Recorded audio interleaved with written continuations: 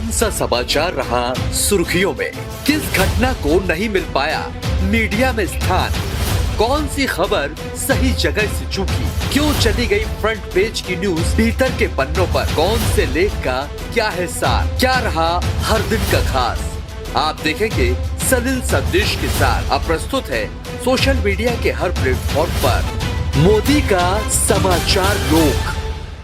नमस्कार, सलिल संदेश के समाचार प्रभाग में आपका स्वागत है। मैं मोहनलाल मोदी समाचार और समाचार पत्रों की समीक्षा को लेकर आपके सामने उपस्थित हूँ। शुरुआत पत्रिका से करेंगे। Second page Bhopal prime, second lead है हाउसिंग फॉर ऑल स्कीम। इस योजना में जितने भी मकान गरीब लोगों को मुहैया कराए गए, उसमें 35% फ्लैट्स किराए पे चल रहे हैं। ये फिलहाल हाल का सर्वे है, नगर निगम ने सर्वे कराया था, तो ये बात समझ में आई है कि जिन लोगों को झोपड़पट्टी से उठाया गया और उनको एक अच्छी जगह फ्लैट में शिफ्ट किया गया, ताकि वो जो झोपड़पट्टी है उस जगह पे एक नई बिल्डिंग खड़ी हो जाए, वहां नए लोगों को मकान मिल जाए और ये भी एक व्यवस्थित मोहल्ले में, व्यवस्थित कॉलोनी में, व्यवस्थित मकान में मालिकाना हक के साथ पहुंच जाए। लेकिन हो ये रहा है कि 35% उन मकानों में किराए के लोग रह रहे हैं, वो किराया चुका रहे हैं, यानी कि वो फ्लैट किराए पर चलाए जा रहे हैं। कि नगर निगम के अमले को ये बात मालूम होना चाहिए, कुछ लोग बिजनेस के रूप में इस प्रक्रिया को अपनाते हैं, एक जगह कब्जा करते हैं, वहां से हटाए जाते हैं, बदले में या तो पट्टा मिलता है या दूसरी जगह जमीन मिलती है या फिर इस तरह के फ्लैट मिल जाते हैं। लाखों का चूंकि फायदा है इसमें, तो जाहिर है इसमें भ्रष्ट जो लिंक है वो सक्रिय होती है और भारी पैमाने भ्रष्टाचार के तहत इन्हें वो अलॉटमेंट बड़ी आसानी से मिल जाते हैं। होता ये है, कुछ दिनों में यहाँ किराएदार आके बस जाते हैं और जिन्हें ये फ्लैट मिले हैं ये वापस वहीं पहुंच जाते हैं, यहाँ से हटाए गए हैं, या फिर ये कोई नया टारगेट तय करते हैं और वहां फिर उसी माहौल में रहने पहुंच जाते हैं। यही कारण है झोपड़पट्टियां खत्म नहीं होती। ये लोग नया लगातार कभी पत्नी के नाम से, कभी अपने नाम से, कभी बच्चे के नाम से पट्टे अथवा शासकीय की संपत्ति लेते जाते हैं और अतिक्रमण बढ़ाते चले जाते हैं।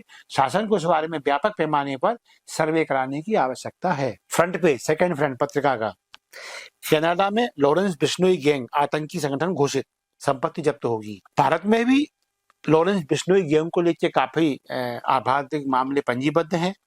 फिल्मी स्टार्स के यहाँ फायरिंग, एक गायक जो पंजाबी लोक गायक है उनकी मर्डर का मामला, ऐसे बहुत सारे मामले राष्ट्रीय स्तर पर चर्चाओं में, जिनको लेके ये लॉरेंस बिश्नोई गैंग आतंकी संगठन घोषित हो गई है। तो फिर अब इसके जो परिणाम है वो दूरगामी होंगे, क्योंकि ऐसा कहा जाता है लॉरेंस बिश्नोई की फैन फॉलोइंग बहुत शानदार है और लोग उसके कुछ काम करने के ढंग को युवा पसंद भी करते हैं। अब उसके उनके अपने कारण रहे होंगे, लेकिन हाँ ये बात सही है कि ये जो आतंकी संगठन घोषित किया गया है उसका कुछ ना कुछ प्रभाव सामाजिक स्तर पर देखने को मिलेगा। पत्रिका का ये थर्ड फ्रंट है, लीड खबर है। एनएसयूआई के पूर्व अध्यक्ष ने खुलवाए फर्जी खाते, इनमें हुआ 3 करोड़ का लेन देन, एक खाता 5,000 तक में बेचा। बिहार पुलिस ने की कार्रवाई, स्टेट साइबर सेल भी हुई अलर्ट। अब ये एनएसयूआई यानी कांग्रेस का छात्र विंग, यहां किसी पार्टी पर टारगेट करना हमारा आशय नहीं है, लेकिन ये बात सत्य है कि जितने भी फर्जी वाले, जितने भी करप्शन और जितने भी गैर कानूनी गतिविधियां हैं, यदि इन्हें राजनेताओं का संरक्षण मिलना बंद हो जाए तो 50% गिरावट तो 24 घंटे में आने शुरू हो जाए। क्योंकि जो क्रिमिनल होते हैं इन्हें कहीं ना कहीं राजनीतिक संरक्षण तो प्राप्त होता है, और ये इसलिए भी सहज हो जाता है कि हमारी संसद में और हमारे विधानसभाओं में दागी नेता इतने भरे हुए हैं जिन पे बलात्कार, हत्या, लूट, डकैती, अपहरण, फिरौती जैसे मामले दर्ज हैं। और वो कौन है? हमारे सांसद, हमारे विधायक, हमारे मंत्री। और जब ऐसे लोग हैं तो फिर ये तय करना मुश्किल हो जाता है कि हमारे देश में राजनीति का अपराधीकरण हुआ है या अपराध का राजनीतिकरण हो गया है। एक और खबर है, ये मामला कानूनी प्रक्रिया का दुरुपयोग और प्रतिशोध का उदाहरण। एक महिला द्वारा एट्रोसिटी एक्ट और बलात्कार का मामला पंजीबद्ध कराया गया। तो पत्रकार के खिलाफ, पत्रकार का नाम आनंद लोढ़ा है। इस अखबार में लोधा छापा गया है, बड़ी मिस्टेक है, जबकि प्रख्यात अखबार नवीस है ये गुना के। इनके खिलाफ एक महिला ने लगातार यौन शोषण और एट्रोसिटी एक्ट तो लगना ही था, चूंकि वो एस वर्ग से आती है फरियादिया। तो ये मामला एक पत्रकार के खिलाफ पंजीबद्ध था, हाईकोर्ट में चला, पुलिस ने भी बड़े पैमाने पर इसमें जांच की, और उसके बाद जब हाईकोर्ट का फैसला आया है तो ये आया है कि कानून का दुरुपयोग हुआ है एफआईआर दर्ज कराने के मामले में। चूंकि जो फरियादिया है वो एससी वर्ग की है और चूंकि महिला है, तो रेप का मामला एक अनुसूचित जाति की महिला के साथ रेप करने का मामला सहज ही पंजीबद्ध हो गया। और जब जांच रिपोर्ट प्रस्तुत हुई तो उसमें ये आया है कि अखबार नवीस होने के नाते आनंद लोढ़ा ने इस महिला के खिलाफ समाचार प्रकाशित किए थे। इसके उसके पति के खिलाफ किसी नाबालिग का यौन शोषण का मामला था, तो उसके समाचार से बौखलाकर ये प्रतिघात किया गया और आनंद लोढ़ा को रेप और अनुसूचित जाति एक्ट के तहत फंसाने का मामला हाईकोर्ट ने माना है और उस एफआईआर को अब रद्द करने का आदेश दे दिया है। एक बड़ी दुखद खबर है, आखिरी खबर है इस थर्ड फ्रंट की।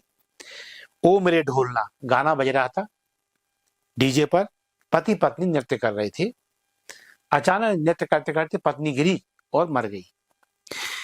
अब ये डीजे का प्रभाव कहें या बिगड़ रही जीवन शैली या फिर कोरोना के बाद जो साइड इफेक्ट देखने को मिल रहे हैं उनका परिणाम, जो भी हो, इस तरह की घटनाएं ज्यादा देखने को मिल रही हैं।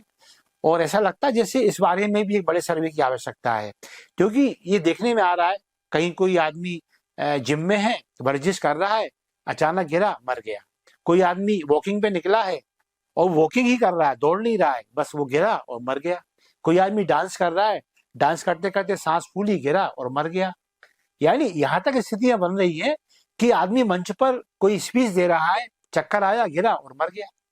तो ये जो सिम्टम्स हैं ये बड़े नाजुक हैं, यानी कोई कल्पना नहीं कर सकता कि हम अच्छे वाले बैठे हैं और अगले पल क्या हो जाए। तो इसमें थोड़ी जीवन शैली के परिवर्तन का मामला तो है, चाहे वो खान पान को लेकर हो, चाहे पर्यावरण को लेकर हो, या तेज आवाज में डीजे बजने का मामला हो। ये जीवन शैली परिवर्तित होने का ही दुष्परिणाम है कि अब अकाल मृत्यु आम घटना बनती चली जा रही है। और जब परिवेश नया है तो फिर शासन को भी नए सर्वे करा के और ये गाइडलाइन जारी करने की आवश्यकता है कि आखिर आदमी इसे बचे कैसे, और स्वास्थ्य विभाग में कौन से नए ऐसे प्रयोग किए जाने की आवश्यकता दिखाई पड़ती है जिसके तहत अब ऐसी घटनाओं को रोका जा सके। लद्दाख से खबर, आखिरी पेज है। लेह अपेक्स बॉडी ने कहा जब शांति आएगी तभी केंद्र से बात होगी। जाहिर है वांगचुक के पक्ष के लोग हैं। वांगचुक की पत्नी का भी बयान आया है कि सोनम वांगचुक यदि पाकिस्तान जाते हैं, चीन जाते हैं, तो क्या वो राष्ट्रद्रोही हो गए। यहाँ एक उदाहरण दिया गया है कि देश के प्रधानमंत्री यदि पाकिस्तान के सेनाध्यक्ष से या वहाँ के शासक से मिलते हैं, हाथ में लाते हैं, या चीन में जाके जिनपिंग से मिलते हैं, तो क्या वो गद्दार हो गए। दरअसल ये एक व्यवस्था का मखौल उड़ाने जैसा कमेंट्स है, क्योंकि प्रोटोकॉल में आता है शत्रु देश भी आमने सामने यदि आ गए हैं और यदि गुंजाइश बनी हुई है कि आज नहीं कल मामले सुधर सकते हैं, तो ये सामान्य बात है कि एक शासन अध्यक्ष दूसरे से हाथ में लाए और उनके साथ में एक अच्छा व्यवहार प्रदर्शित करे। अब उसमें कोई वांगचुक जैसा व्यक्ति यदि पाकिस्तान जाता है, शत्रु देश तो है ही, या चीन जाता है, या बांग्लादेश के उस व्यक्ति के साथ, उस शासन अध्यक्ष के साथ फोटो खिंचाता है जिसका नियुक्ति के साथ रुख ही भारत के खिलाफ है, तो फिर क्यों ना इन्हें शक के दायरे में लिया जाए। अब इस तरह से प्रधानमंत्री से जोड़कर अपने को पाक साफ साबित करना, ये कोई बहुत ज्यादा समझदारी वाली बात नहीं है। खैर, शासन अपना काम कर रहा है, वांगचुक की अपनी गतिविधियां वो जांच के दायरे में है। नव भारत, कार्यकर्ताओं की कुर्बानियां हमारी ताकत, ये प्रधानमंत्री नरेंद्र मोदी ने कहा है। नई दिल्ली, भाजपा के नए कार्यालय का उद्घाटन है। देखिए, भाजपा ने एक बात तो है, ये शायद 90 के दशक के बाद सत्ता में आना शुरू हुई। इसके पहले इसकी कोई सरकारें कहीं हुई नहीं करती थी। तब से लेके अभी तक राजनेताओं ने संपत्ति कितनी बनाई, वो कितने पहले से ज्यादा अधिक सक्षम हुए, ये मसला राजनीति के स्तर पर अलग है। लेकिन जब बात पार्टी की प्रॉपर्टी की आती है तो भाजपा ने एक बात तो ये है कि अनुशासित और व्यवस्थित अपने कार्यालय इतने शानदार बनाए हैं कि वहाँ कार्यकर्ता नेता बैठ के आराम से बैठक कर सकते हैं, मीटिंग ले सकते हैं और पार्टी की गतिविधियों संबंधी विचार विमर्श करके वो मतलब कुल मिला के एक जगह उनके पास है। पता नहीं कांग्रेस इतने सालों में ऐसा क्यों नहीं कर पाई, लेकिन उसके जो नेता हैं शासन में रह के, जिनकी आर्थिक समृद्धि 100 गुनी 1000 गुनी हो गई, लेकिन पार्टी के जो कार्यालय दफ्तर है वहीं के जीवन बने रहे। उसका जीवंत उदाहरण मध्य प्रदेश का भोपाल शहर है, जहाँ कांग्रेस का एक भवन अभी तक मतलब लगता ही नहीं है वो कि किसी राष्ट्रीय पार्टी का दफ्तर होगा। और वहीं भाजपा अपना जो शायद 90 दशक में उन्होंने एक दफ्तर बनवाया था यहाँ, अब उसका जीर्णोद्धार हो रहा है, वो नए रूप में बन रहा है, आधुनिक व्यवस्थाओं के साथ उसका कायाकल्प हो रहा है। तो ये फर्क है कांग्रेस में भाजपा में कि भाजपा समय के साथ परिवर्तित हो रही है। अब इससे कोई ये कहे कि पैसे का दुरुपयोग है तो ये पार्टी फंड का मामला है, इसमें कार्यकर्ताओं के चंदे से सब कुछ होता है। हाँ, कुछ अन्य लोग भी चंदा देते हैं, लेकिन इससे आप शासकीय खजाने से नहीं जोड़ सकते। अंतर्राष्ट्रीय वृद्धजन दिवस पर जिला मुख्यालय में होंगे विशेष कार्यक्रम। खबर छोटी सी है और साधारण भी है कि वृद्ध दिवस पर कार्यक्रम होंगे। वृद्ध दिवस पर कार्यक्रम करने की आवश्यकता क्या है? देखा जाए तो हर दिन वृद्धों का है, और यदि नहीं है तभी हम इस दिवस को मनाने को बाध्य हैं। दरअसल अधिकांश घरों में अब बड़े बूढ़ों की इज्जत कम हो गई है, उनकी खोज खबर भी कम होती है, उनकी पूछताछ भी कम होती है।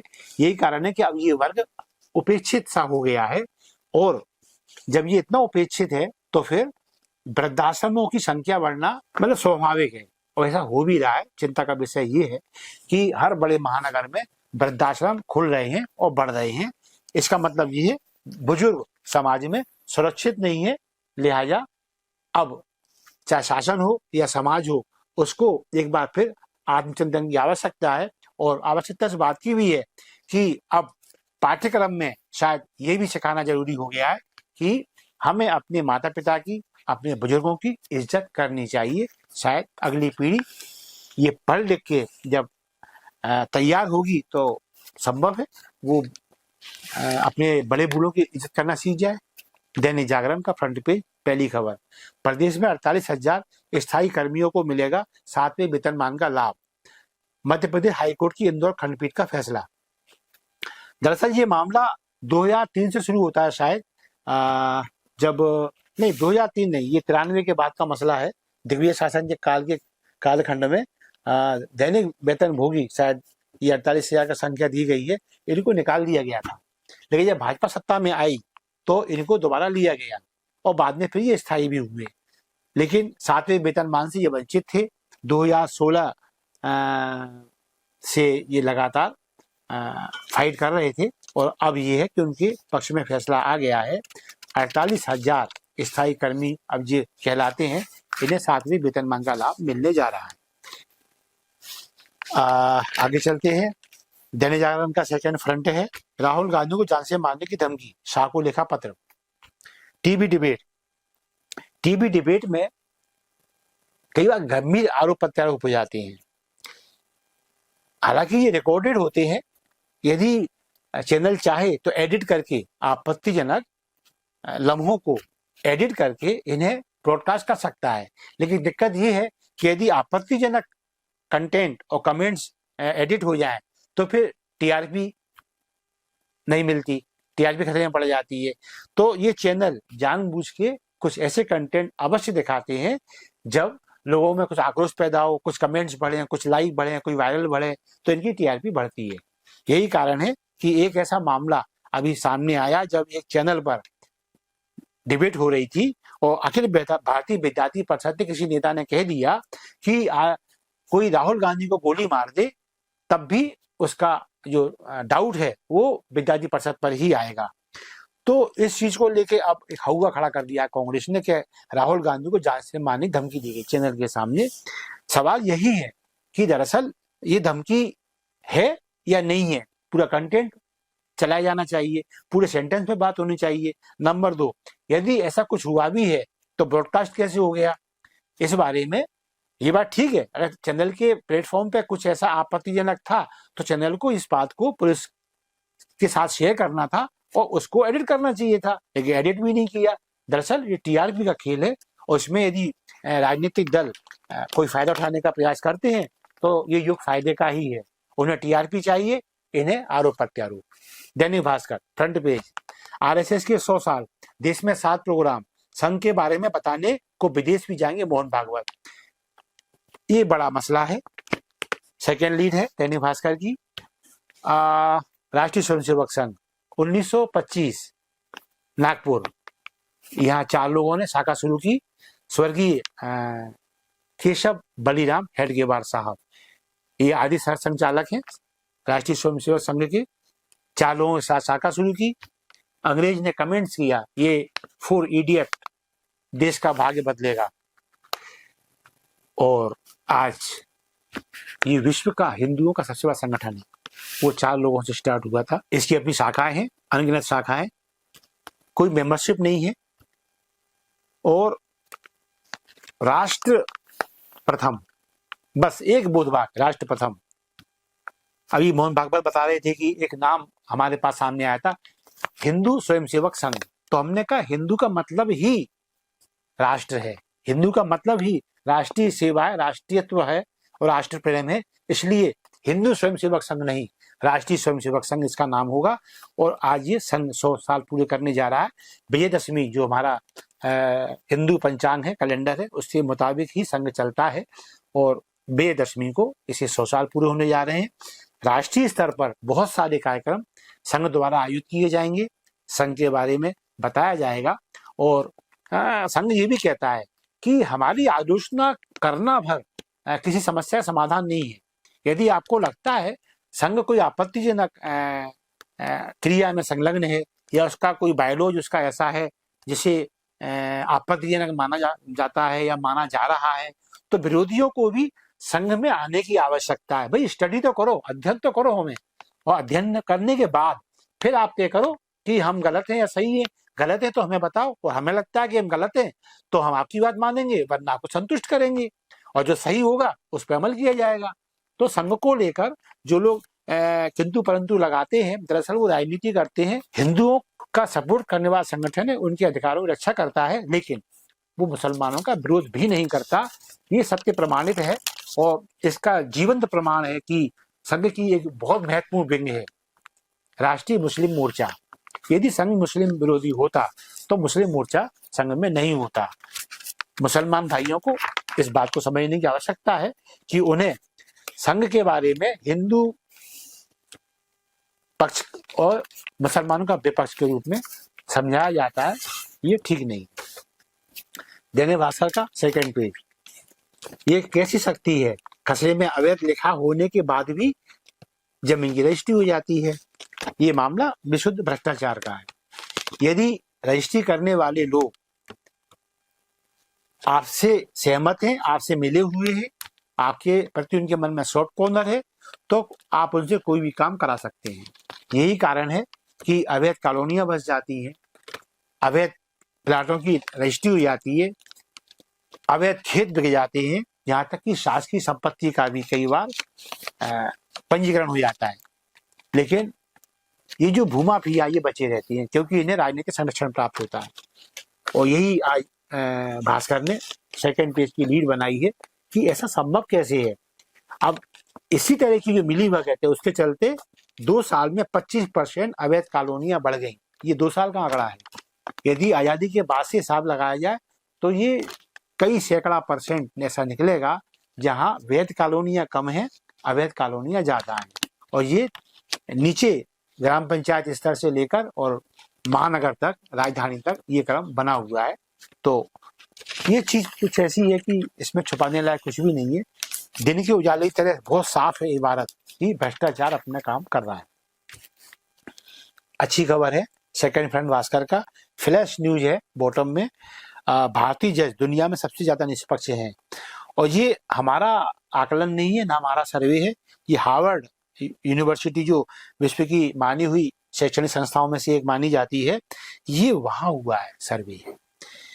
वहां ETH, Zurich, imperial college London, Harvard और डार्थमाउथ कॉलेज के शोधकर्ताओं ने ये निष्कर्ष निकाला है कि विश्व में भारत के जज, भारत की अदालतें सबसे ज्यादा निष्पक्ष हैं। और हम ऐसा पाते भी हैं कि सरकार किसी की भी हो, फरियादी सामने कोई भी हो, आरोप किसी पर भी हो, हमारे जज गुण दोष पर फोकस करते हैं और उसी आधार पर बगैर किसी राग द्वेष के डिसीजन दे देते हैं। हमारे देश की अदालतें इसलिए भी न्यायप्रिय और निष्पक्ष हैं क्योंकि वो गुण और दोष के आधार पर फैसला करती हैं। उनके सामने फरियादी कोई हो, आरोपी कोई हो, यहाँ तक कि सरकार क्यों ना हो, यदि उन्हें लगता है सरकार का पक्ष भी कमजोर है तो सरकार के खिलाफ फैसला देने में भी हमारी अदालतें देर नहीं लगाती। इससे साबित होता है कि देश की अदालतें वैश्विक स्तर पर अब जिस तरह से हमारा देश आगे बढ़ रहा है, उसकी अपनी एक मर्यादा है, उसका अपना एक गरिमामय वातावरण है, उसी प्रकार हमारी अदालतें भी आखिर हमारे भारतीय समाज का अंग है, तो उनका निष्पक्ष होना स्वाभाविक भी है और जायज भी। तो चलिए इसी के साथ आज समीक्षा का समापन करते हैं। हम यदि जन सरोकार को छू पाए हैं तो आप सभी से हमारा आग्रह है, हमारे इस मामले को लेकर, इस कार्यक्रम को लेकर कमेंट्स दें, लाइक दें, इन्हें वायरल करें। और सलिल संदेश आपका अपना चैनल है, इसे सब्सक्राइब अवश्य करें। समीक्षा के लिए कल फिर उपस्थित रहूंगा, तब तक की आज्ञा दीजिए। नमस्कार, जय हिंद, जय भारत।